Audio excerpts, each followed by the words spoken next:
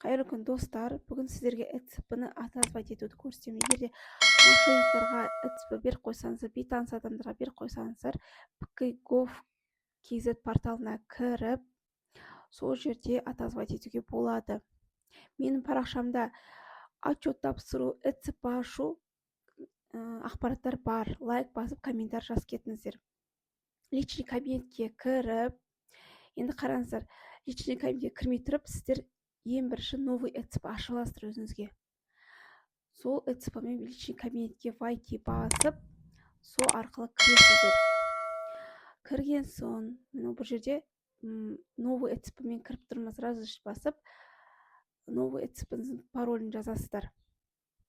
Паролін жазып біткен соң, бұл жерде мой ключи ЭЦП-ға басасыздар.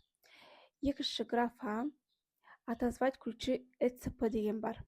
Енді қараңыздар, сіздерге наш толық ЭЦП-ларыңыз шығады. Действующий, көріңіздер, действующий, срок өткен ЭЦП, мынау действующий ЭЦП-ңызбен көріңіздер, бәленбай ЭЦП бар екен менің. Енді осыны біртіндеп отозвать етеміз. Редактировать басқан соң, мына жерде мен сертификат замен деп бастамда, я подтверждаю деп, новый ЭЦП-мен кіремін. Қараңыздар, бұл сонда сіздерде списктен жоғалады. Біртіндеп отозвать етулеріңізге болады.